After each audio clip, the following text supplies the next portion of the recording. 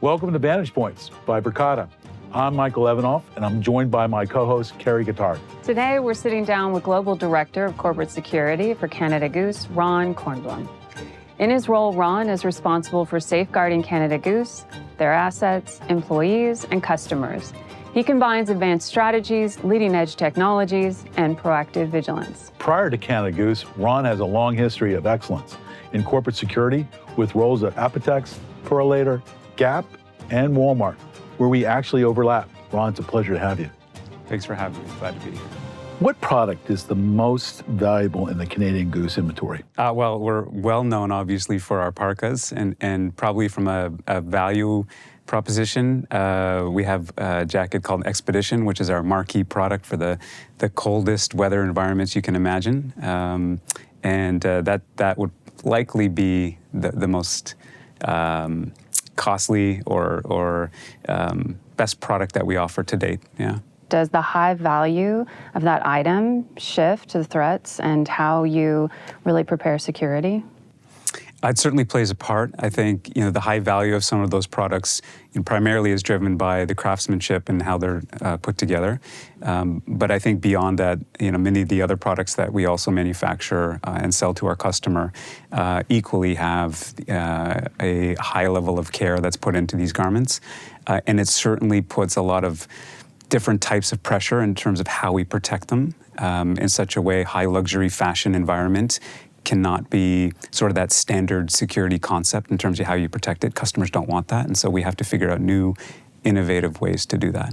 Because with a luxury product, you're obviously trying to build brand loyalty, which requires an emotional connection with the brand. So balancing that with a secure environment must be challenging. Absolutely, and I think those challenges, they're somewhat dynamic. They change daily, weekly, or monthly. But I think you hit on a really important piece, which is the brand loyalty that our business strives to really achieve with the customer base. And from a security point of view, we want to play a part in that, but that also means trying to find new ways to do that without compromising what that experience is like. So Ron, how do you train your employees to be able to have that high emotional intelligence as well as situational awareness? Because it's a balance, especially with a luxury brand. Most certainly is a balance, and I think it requires a lot of ongoing training, communication, but I think really helping the employee base understand the why we protect things a certain way, why that protection is needed, and what it means to them. It helps them when they're selling with the customer and sharing different pieces of product with them or merchandise to have the customer have that best experience. But when you include them in the why, it really helps them relate to the cause and why we're doing what we're doing. So given how different this role is from previous roles that you've had, what best practices do you take from your past experiences into this role? Quite honestly, I can take a lot of the best practices. What the primary difference is the type of good. But in terms of how we would look at our physical security layout in the store, it may not differ versus how it would have in a different type of environment, if you will. We're still trying to capture the same customer path, where the customer's journey goes in a store, the point of sale, for example, and certainly our entrances and exits. And do you balance that physical security with the brand security? Yeah, I think they go hand in hand. Brand security is paramount. The brand is one of the most important things that we can do as a security team and program is to support that brand and help it grow. How do you cultivate that brand, though, and maintaining that luxury good? How do you cultivate it? I think by living in the shoes that the associates and the employees do each and every day. They're the ones that are selling the product, educating customers on what the product is all about. And when you can sort of integrate your security program or posturing with the product and with the employees, it helps underpin the brand that they're putting out there to the public. What are some of the challenges that you come up with supply chain in this field? Yeah, when you think about how we procure our material, how we ship our finished goods, it could be anywhere in the world. It's a global operation. Our manufacturing on the jackets and parkas is done in Canada. However, other pieces may not be. And so when you think about some material may come from other parts of the world, how those things are logistically moving around are really important. If we have finished goods, finished inventory being loaded onto a transport truck, as an example, and being shipped somewhere else on the continent, having visibility to what that looks like. Certainly there's many steps along the way, from how many garments went on the truck, were they the right garments, how many came off the truck. We could get as detailed as, did that truck that's carrying those garments stop along the way? If so, for how long? All of those things, technology has allowed us to be able to track and respond to and investigate thereafter if we need to. And how aggressive can you be about counterfeiting? We try to be very aggressive. I think any good, be it fashion or otherwise, if it's in the market and the market wants it, it's going to be counterfeited.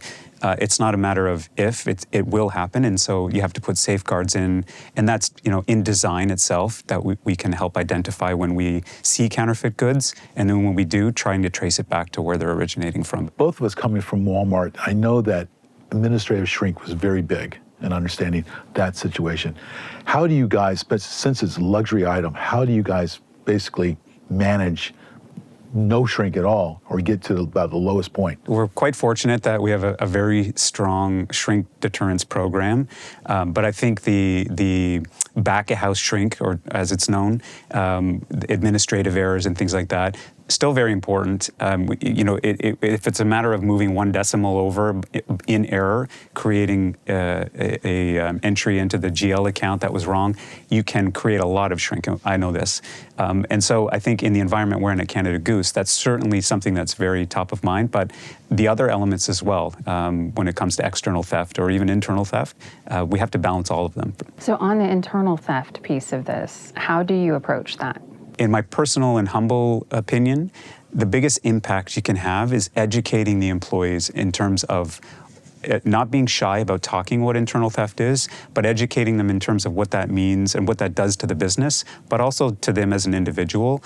And when you do a really good job at engaging the employee into the company, having them included, being part of it, treating them well, creating that culture, that is the biggest deterrent to internal theft that you can have, and that's top of mind for our retail teams, absolutely. Which makes sense, and the care and attention that you're putting to that, you can just understand how that is going to be of benefit to the company. Now, how do you do that with seasonal workers that are only in for a short period of time? Yeah, much more challenging, and you have to really get in front of them right from the very beginning. I think if you model the behaviors that you're looking for, based on what the existing team might have within the store, strong leadership, you can do a really good job if you have the right things in place to do that. But that is certainly, when it comes to seasonality, a source of higher concern in ensuring we're getting that right training and engagement right from the beginning. How do you handle unpredictability in this system? I think you have to embrace it with a multitude of different options. I think if you build programs that can react and respond on a broad base to everything, and you try to catch it all, you never will. And so I think you have to put programs together anticipating that things are going to come along that disrupt the business, be it organized crime or other types of crime that may occur, and in other parts of the markets around the world. I think you have to have strategies that are flexible enough to be able to adapt and then adjust and respond appropriately. Speaking of OCR, do you find there are groups that just target you, Canada Goose? Absolutely, there are.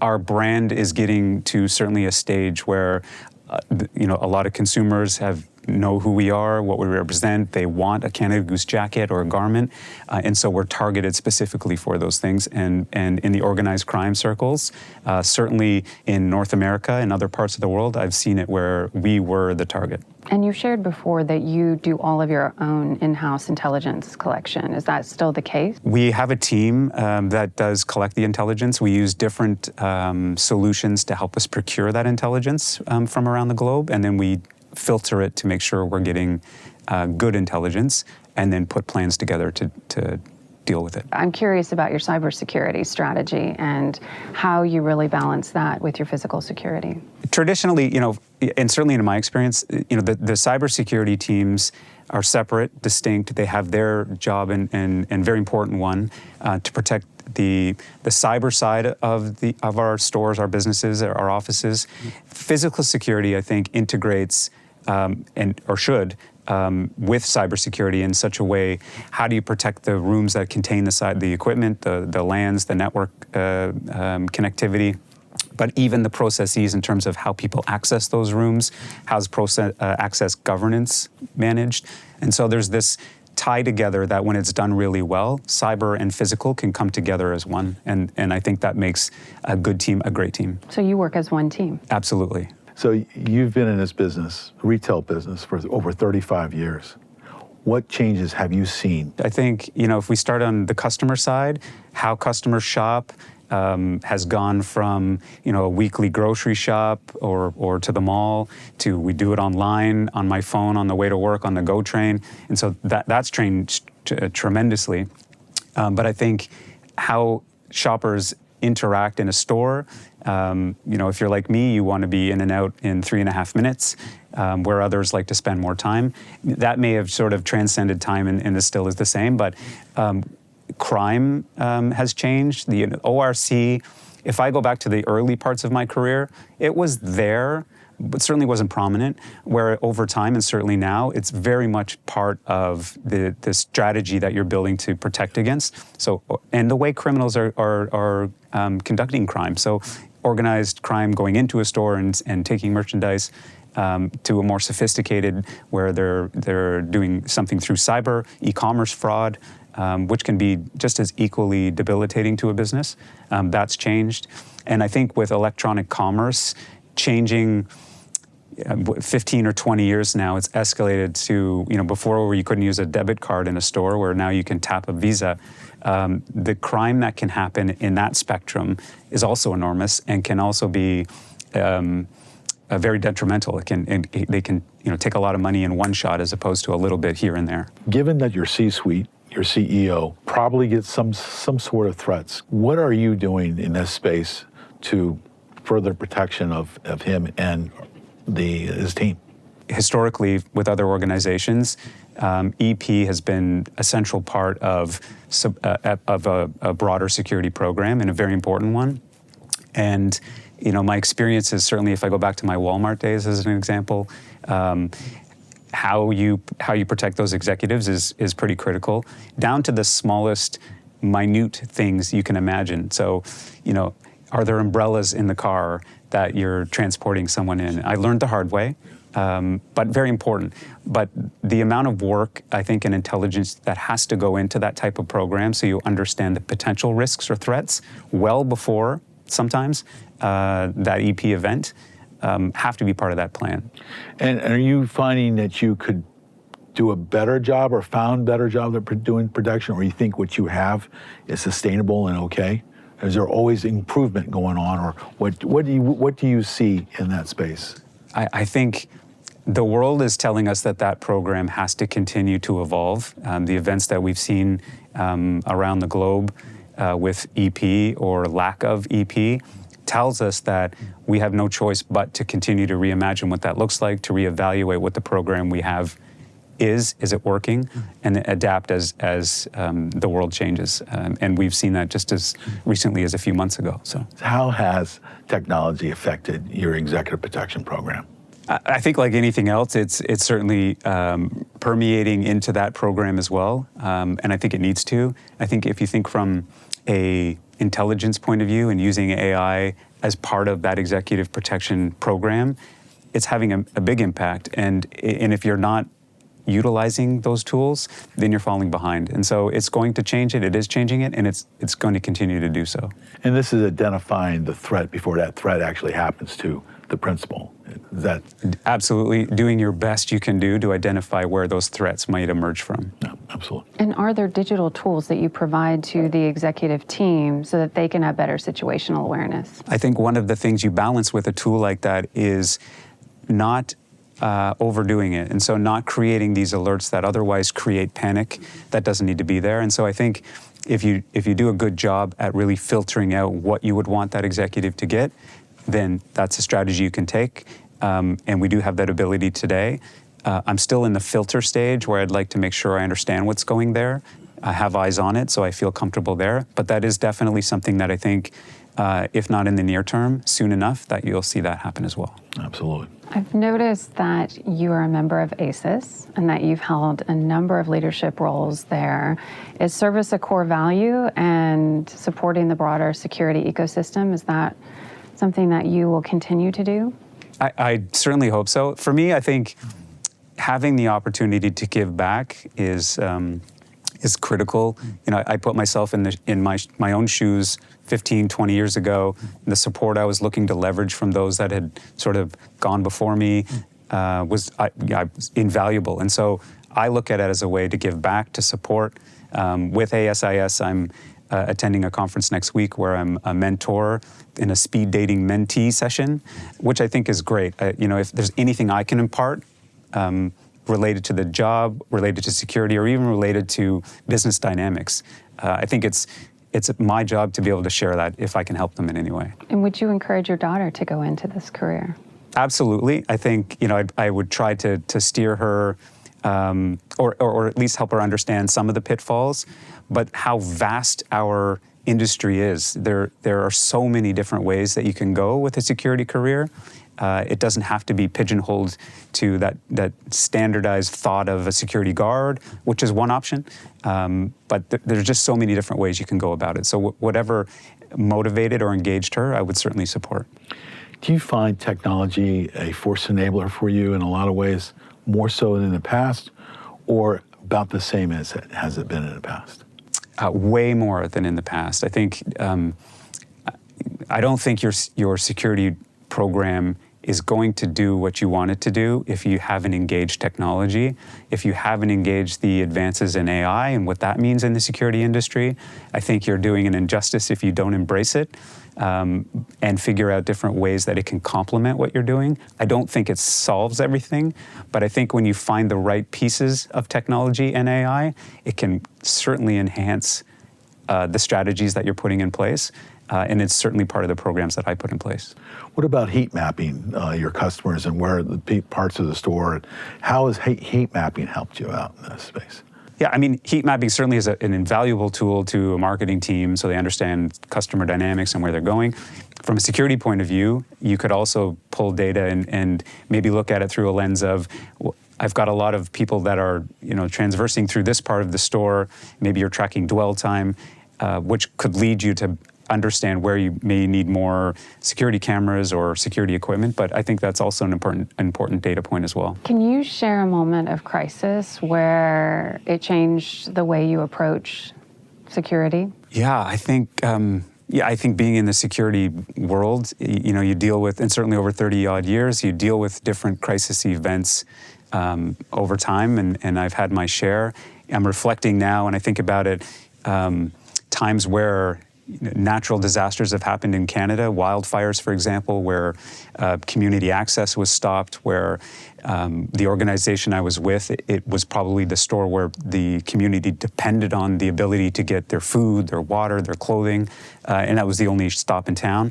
And so from a security point of view, I think my lens has changed to how can I better support the store teams in those situations, as well as the community responders, which in many cases thereafter, we were able to put in programs where if fire rescue, medical care teams who were supporting some type of disaster needed something, we would be there to provide them as something as small as, I recall, bug spray, not